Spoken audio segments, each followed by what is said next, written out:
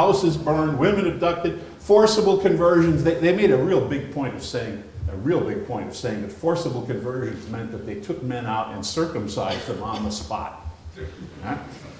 That still causes me a little pain just to think about it. Huh? This is supposedly what happened. Now think about this. This is a missionary who's reporting these things.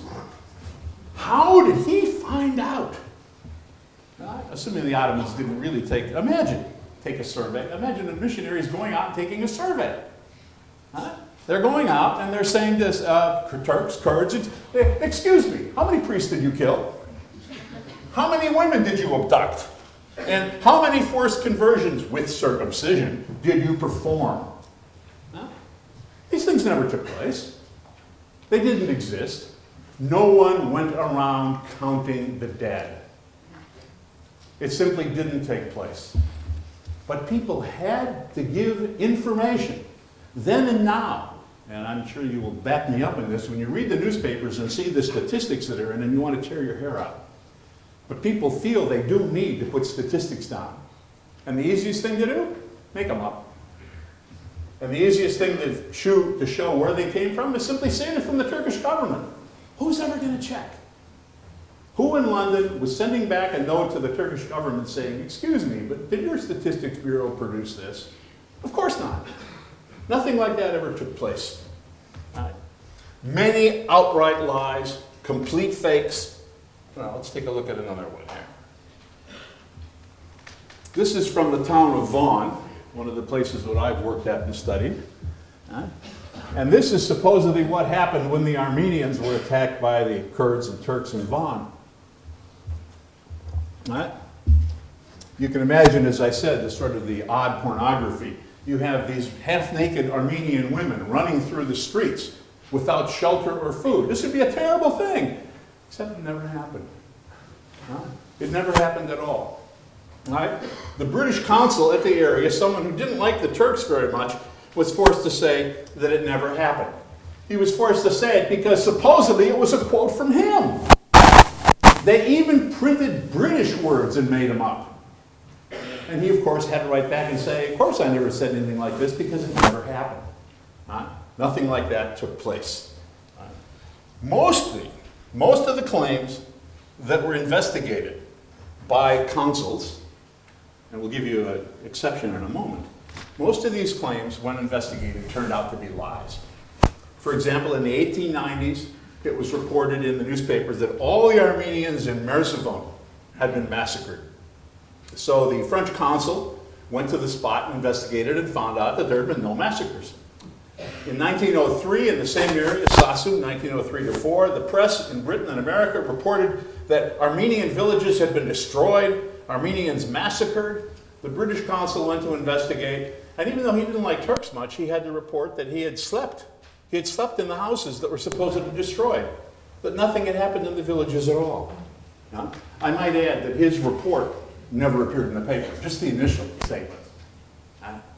When something said the Turks were innocent, you didn't see it reported, or at least very seldom. The British diplomats, who, as I say, were not friendly to the Turks, but the British diplomats were definitely upset that words were being put in their mouths, that things were being reported that they had said that they hadn't said at all. And they were angry about their reputation, obviously.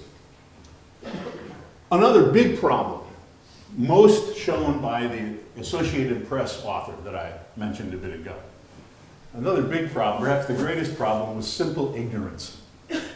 Now you expect that the readers would be ignorant.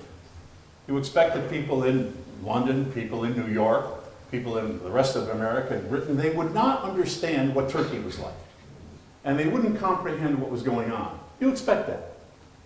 But the Associated Press representative who said so many reports on terrible Turkish dealings, you would expect him, living in Istanbul after all, you would expect him to know something of what was going on. But when you look at what he wrote back, you would understand that he either was totally ignorant or more likely was simply a fool. In Istanbul, he reported, in Istanbul, a mob had attacked the house of what he called the leading Armenia and the leading Armenian, whose name was Kasim Pasha. Needless to say, Kasımpaşa was an area of Istanbul, not a leading Armenian. He didn't know the difference. He also reported, well, he was a little confused, the kind of thing you would expect from undergraduate students. He was a little confused by the fact that everybody, he'd heard all these important people that were all named Pasha. And so he spoke of the Pasha family. All the various people named Pasha who were one very powerful family, obviously. He was a little confused about events that took place in Kayseri, which he said Kayseri, Syria. Now there is indeed, Ottoman Syria extended to Palestine. There is a Caesarea in Palestine. But he was a little confused because there weren't any Armenians there to be killed. But he said they were being killed in Syria. Of course, he also thought that Armenians were having terrible troubles in Hachin, which was part of Serbia. He also felt that difficulties were taking place in Khartoum, which was in eastern Anatolia. But my favorite of all, he wrote that the Ottoman army was massing to attack the Buddhists in Syria. This is the man upon whose evidence history is written. Can you trust anything that I'll be polite, this less than knowledgeable person knew? Anything that he said? Only by ignoring these tremendous evidences of ignorance can you accept anything that he would say. Because let's face it, we'll use the word idiot. He was an idiot. Huh? He surely was. And I think my feeling is he probably wasn't deliberately making any of this up. He just didn't know the difference. But I know one thing. He surely couldn't be trusted. Other reports. We know lots of reports that appeared at the time simply cannot be trusted because the diplomats who were on the spot in their secret writing never noticed that these things took place. The newspapers reported, for instance, after troubles in eastern Anatolia, Sassun and other places, that Kurdish tribes were flooding into Istanbul and that they were selling goods that they'd stolen from Armenians and that they were all there at the Sultan's order waiting for a chance to massacre the Armenians of Istanbul. Now, I don't have to show you a map to show you that the idea of Kurdish tribes riding across Anatolia to Istanbul is unlikely, but I'll simply say that no diplomat noticed that the Kurds were there. You would think that massive incursions of Kurdish tribes would have caused the British ambassador to make mention, the French ambassador to say something. I mean, if that happened in London, I think you'd probably be right back about it. It didn't happen. Many other things like that didn't happen. Supposedly in November of 1895, as the newspapers reported, all the Armenian doors in Istanbul were being marked with a special mark so that when the massacres took place, they would know where to get them. Now, for those of you that know the Bible, you can see where this story might have come from. The point is, it didn't happen. You would think that the ambassadors would have noticed, the consuls would have noticed, people going around marking the doors of all the Armenians. It didn't take place. But it was a good story, and so they printed it in the newspaper anyways. They also printed that all the Armenians, any Armenian who was seen speaking to a European, was immediately imprisoned, which would have meant they were all imprisoned. Now, I'm not going over all the other things that went on about the various ways in which the Armenians were to be killed. Supposedly there was a special boat that had a chute in it that went down into the Bosphorus or into the Sea of Marmara. And the Armenians were being taken out of Istanbul and put in the boat and then slid down the chute, weighted with various stones and things like that, so that they all were killed. Again, nothing like this ever took place. But it was reported in the newspapers, and of course, I'm sure, must have been believed. The newspapers the journalists even had psychic powers. The psychic powers were, for instance, used in the city of Vaughan, which I've studied quite a bit. In the city of Vaughan, it was reported in the British press that in 1894 there was a major Armenian uprising. Well, there was a major Armenian uprising, but it was in 1896, 2 years later. So one assumes they were psychics, and they figured out what was going on. Some reflected what the government wanted them to say. Others tried to tell the truth, even if the government didn't want to hear about it. And in the city of Van, over here on the right, in the city of Van, there was a very good consul named George Pollard Davy. He was a man who said a lot of bad things about Turks. He also said a lot of bad things about Kurds, and he said bad things about Armenians too. And he reported the Ottoman government's failings, but he also reported when the Ottomans were trying to do the best they could to make a bad situation much better. So in other words, he was exactly what you would want. You would want an even-handed man to be your representative.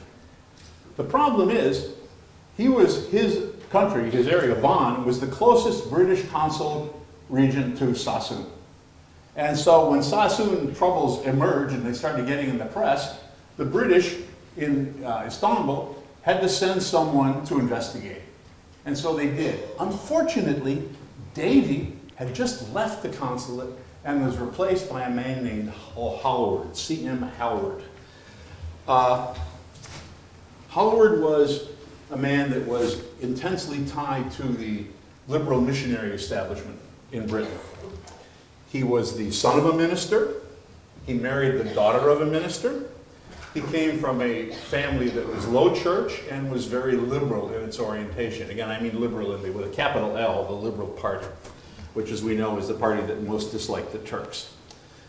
His relatives were vicars, missionaries, and an ancestor of his had even founded the Church Missionary Society. So he was a man who one might think was particularly taken with missionary things, and indeed he was. As the consul in Van, he was very close to the missionaries. Reading his reports, you find that he almost never spoke to a Muslim. If he did, it was in an official capacity. You know, he would go to the Vali, to the governor, when he had to do something like that. But basically, his associations and surely his social life was all made up with other Europeans, the few of them that were there, and with Armenians, to whom he was very close. This is the man who was sent out. He was a bad consul in many ways. For instance, because he was so tied to Armenians and no one else, he was asked in 1896 from the embassy, they sent him a note saying, "We've heard that there is danger of Armenian revolt in the area. What's happening?" And he assured the British ambassador, and of course London, that there was no chance of an Armenian revolt in Van, but he had been told by his sources, i.e. Armenians, that there'd be no trouble at all. And of course 2 months later there was a major Armenian revolt. He really had very little idea of what was going on. But this was the man who was sent to investigate what happened in Sassoon. He was the kind of man who said what his superiors wanted to hear. And unfortunately for the reputation of the Turks, the ambassador at the time was a man named Curry. And Curry, if you know anything about him, Curry was himself a man who hated is not a too loaded a word to say, hated Turks. And of course the Turks hated him too, especially Abdul Hamid and him, they were about as close to enemies as you can possibly get. But the biggest factor was that he came, and the investigation of Sassoon came at a time when the Liberal Party, the party of first Gladstone and then of Rosebery, were in charge. And these were people who actually solicited the worst views of Turks that they could have. So they sent this man out to investigate, and sure enough, he went out to investigate. He rode as far as Mush. He rode as far as Mush, as you can see up there north of Sassoon. He didn't get any further. Now, the reason he didn't get any further is something that's open to debate, and who knows. The Ottoman soldiers told him that there was a quarantine for cholera and that he couldn't go any further. And indeed, there was a quarantine for cholera. So maybe that was true. It also was true that they felt that Howard was such an enemy that, well, the Ottoman Sultan and the Ottoman government actually formally complained to the British that Howard was instigating Armenian unrest. The only consul I know of that ever happened to. So, there may be some accurate to it.